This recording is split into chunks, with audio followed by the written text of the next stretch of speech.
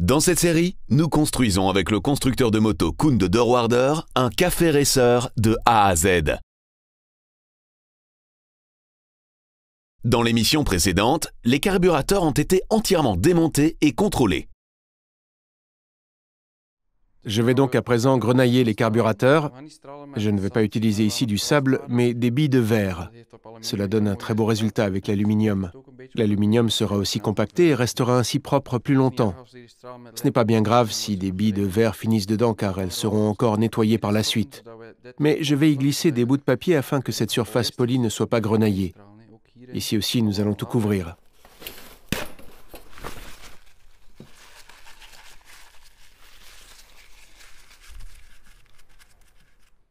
Je remets aussi les bacs à flotteurs en place. Un peu de grenaille finira bien dedans, mais rien ne pouvant pas être grenaillé ne sera ainsi grenaillé.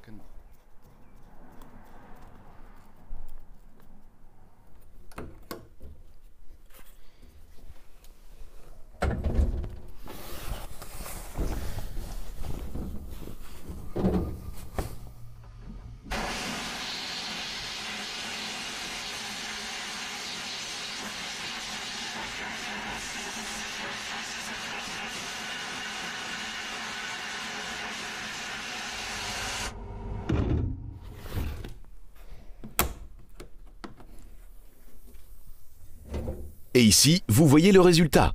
L'aluminium présente à nouveau un look propre et uniforme. Après le grenaillage, Koen doit bien sûr encore souffler la poussière. Les carburateurs sont à présent à nouveau propres.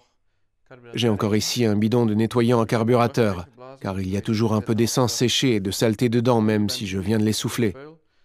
Pour nettoyer bien tout, je vais donc encore laver le carburateur et tous les petits conduits avec le nettoyant à carburateur. Prévoyez un bac de récupération, car il ne s'évapore pas comme le nettoyant à frein. Enfilez aussi des gants, car ce produit est un peu plus agressif.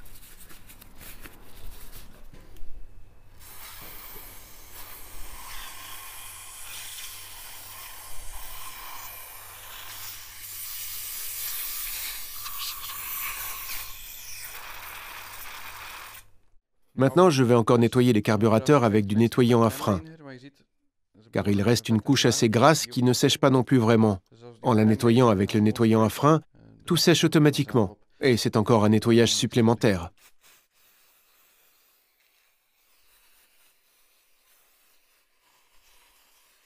Je n'ai délibérément pas grenaillé les petits couvercles de la membrane à vide. On a ici de l'aluminium et qui ne peut donc pas rouiller, mais ceci est du métal chromé. Si je le grenaillais, il serait propre un moment, mais il rouillerait dès la première averse. Il y a déjà un petit peu de rouille dessus, mais ils sont encore assez beaux. Avec un peu de pâte à polir et de la paille de fer extra fine, je peux les remettre complètement en état.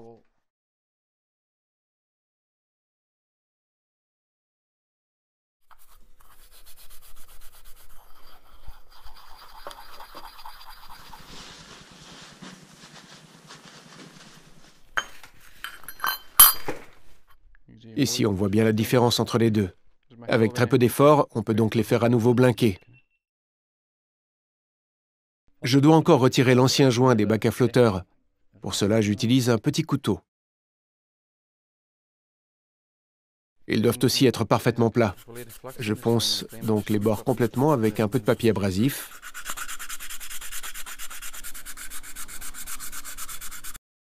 Cela fera en sorte que les nouveaux joints s'ajustent parfaitement et garantissent une étanchéité impeccable. Koen fait bien sûr pareil pour le deuxième bac à flotteurs. Les carburateurs sont propres comme des sous-neufs. Il ne reste plus la moindre saleté ni poussière dedans. Je vais remonter les carburateurs et je suis maintenant l'ordre inverse. J'ai terminé par le démontage du mécanisme de choke. Je vais donc le remonter en premier.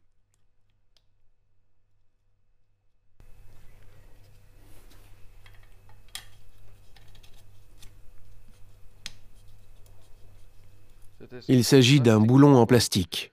Il ne faut donc surtout pas le serrer trop fort. Une fois que vous sentez une résistance, il est suffisamment serré. On teste également le fonctionnement. Cela s'ouvre-t-il bien?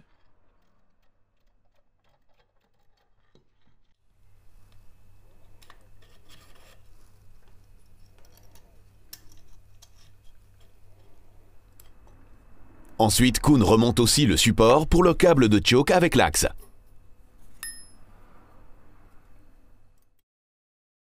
Veillez bien à ce que les petits boulons se trouvent exactement dans les découpes prévues.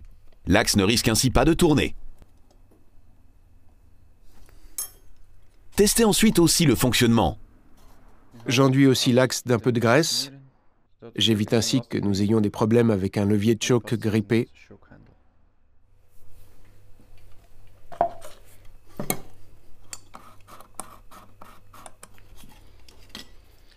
Je remets également la vis stationnaire en place avec un peu de graisse.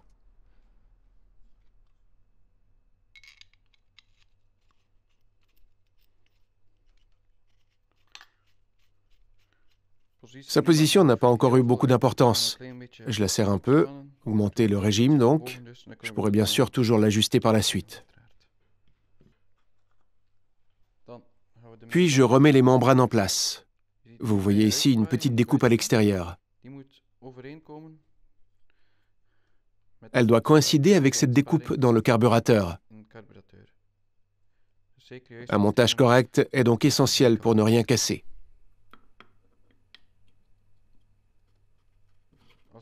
Si vous constatez que ça ne va pas facilement, regardez où se trouve l'aiguille à gaz.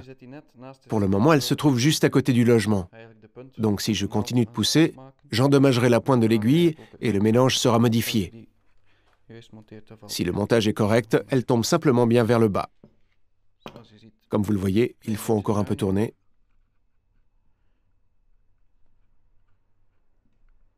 Et elle se retrouve ainsi bien dans la découpe.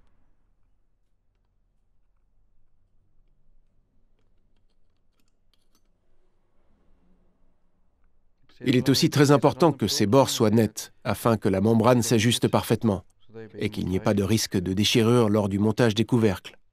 Ne pas oublier le ressort. Et je peux alors remonter le premier couvercle.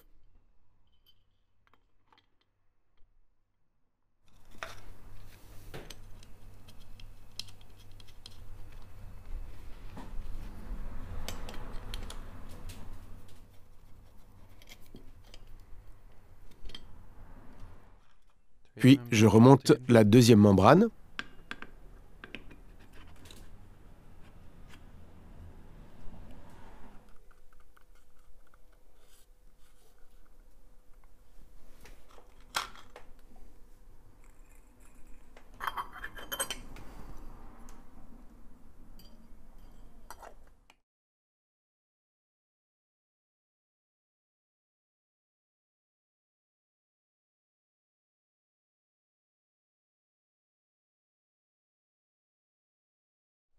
Je remets également la vis à mélange en place. Vous avez la vis à mélange même, puis le petit ressort, la plaquette de fermeture, et enfin encore un joint torique. Je remonte tout dans cet ordre.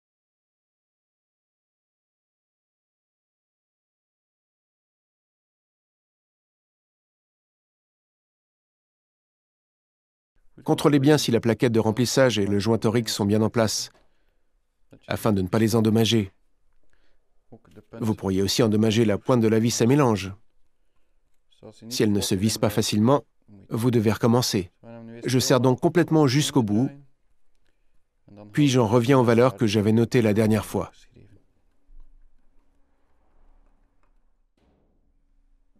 Voilà, nous sommes au bout. Les carburateurs se trouvent ainsi sur la moto. C'est donc le cylindre 1. Et le cylindre 1 était desserré à 4 tours et demi.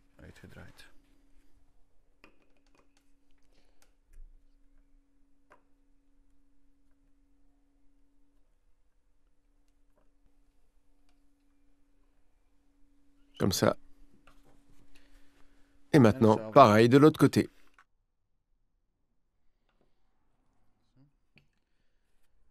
À présent, tourner les carburateurs et prendre les sets de révision. Je peux alors déjà monter les nouveaux logements de flotteurs.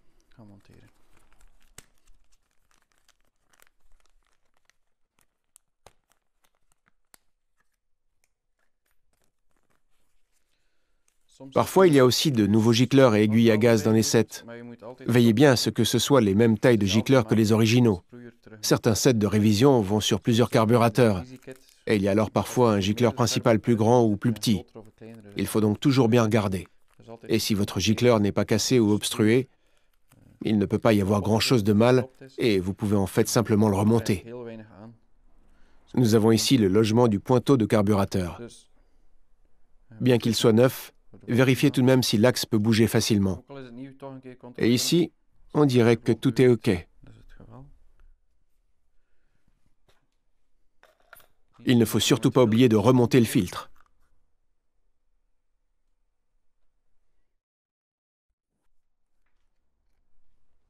Pour monter facilement le logement, je mets aussi un peu de graisse à frein. Pourquoi de la graisse à frein et non de la graisse ordinaire? Il y a ici un joint torique en caoutchouc et la graisse à frein est sans acide. Elle n'attaquera pas le caoutchouc. De la graisse ordinaire ou à roulement attaquerait, elle, le joint torique, qui risquerait de souffrir. Une fois les nouveaux logements de flotteurs en place, Kuhn peut aussi remettre les supports pour les flotteurs en place.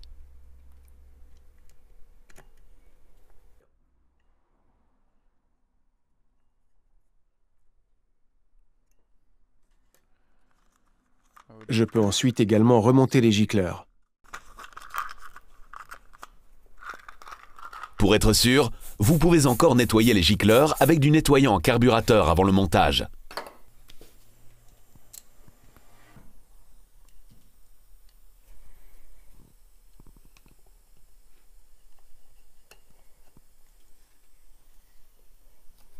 D'abord le gicleur principal, puis le gicleur stationnaire. N'oubliez bien sûr pas non plus le nouveau pointeau.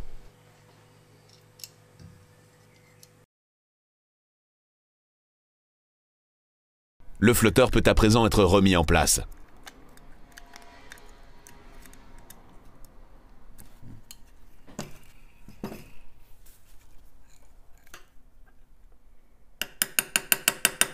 Mettez l'axe en place en tapotant avec un petit marteau afin qu'il se retrouve bien au bout. Testez le fonctionnement du flotteur et répétez ensuite toutes les étapes pour l'autre côté.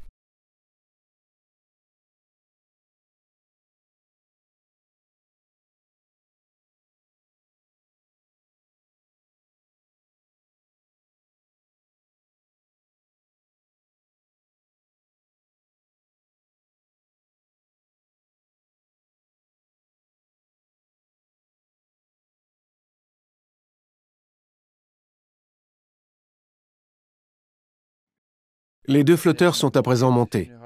Je dois encore regarder quel est le niveau d'essence. Le manuel d'entretien stipule que le point le plus élevé du flotteur peut se trouver à 23 mm à partir du logement. Le logement, donc, où vient votre sac à flotteur sur le carburateur. Il existe de petits appareils spéciaux pour cela, mais cela marche tout aussi bien avec une jauge coulissante ordinaire. La seule chose à laquelle il faut veiller, c'est une bonne position des carburateurs. Vous avez par exemple aussi une mauvaise image. Vous devez chercher la position où il n'enfonce juste pas le pointeau. Ainsi, il y a un enfoncement. Ajustez donc bien pour que rien ne soit enfoncé. C'est la bonne hauteur. Posez donc votre jauge coulissante bien sur le bord, puis laissez-la descendre jusque juste au-dessus du flotteur. Si vous voyez bouger le flotteur, vous êtes déjà trop loin. Lisez ensuite la distance. Je me trouve ici à 24 mm. Le manuel d'entretien parle de 23 mm avec une marge de 1 mm. C'est juste un peu moins de 24 mm et le carburateur ne déborde pas non plus. Donc, c'est en fait bon. Je ne vais rien changer. Je dois donc encore mesurer l'autre.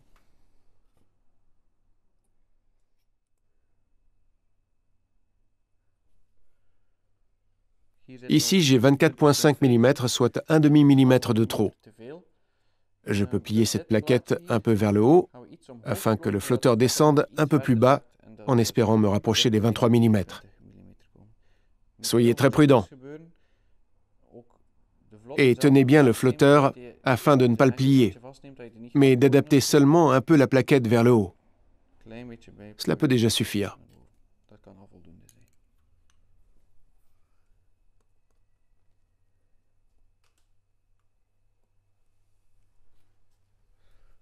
Tout de même un peu plus.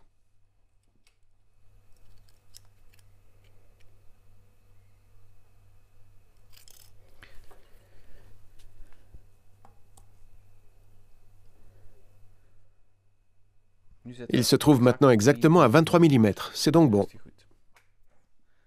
Il ne me reste alors plus qu'à placer les nouveaux joints de flotteurs des deux côtés. Veillez à bien les monter, de manière à ce que toutes les ouvertures soient correctes et à ce que le joint soit bien hermétique.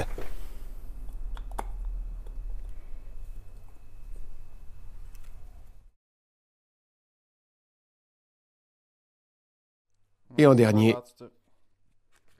je remets les petits boulons de décharge en place. Ici aussi, il y a une nouvelle bague d'étanchéité dans les sets.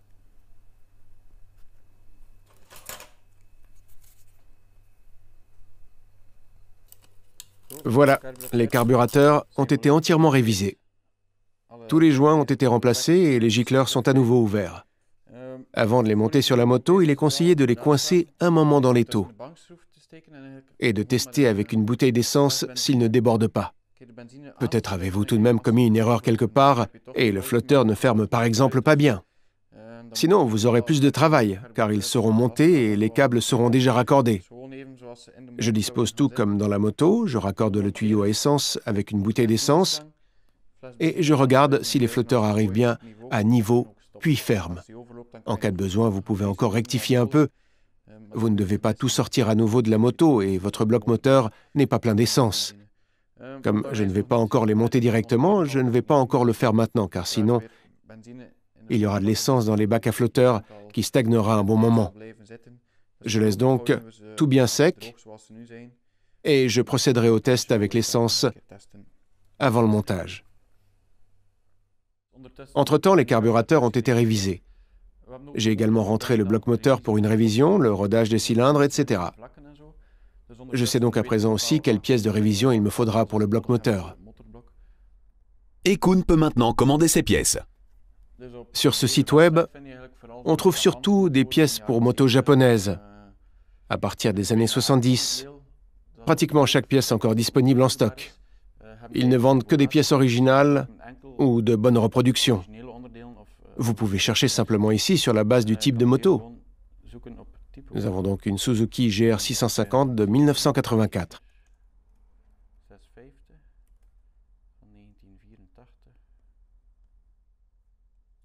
Vous voyez ici alors toutes les pièces de la moto et vous pouvez commencer à chercher en détail. J'ai surtout besoin de pièces des cylindres et de la culasse. Ici, vous voyez une exploded view de la pièce. Ce sont les cylindres où se trouvent les pistons. Vous voyez les joints, toutes les bagues dont vous avez besoin, les joints toriques aussi. Il me faut donc un joint, celui-ci. Mais en fait, il me faut un jeu de joints pour toute la moto. Vous voyez que le système indique de lui-même qu'il existe aussi un jeu complet. Je vais donc le commander.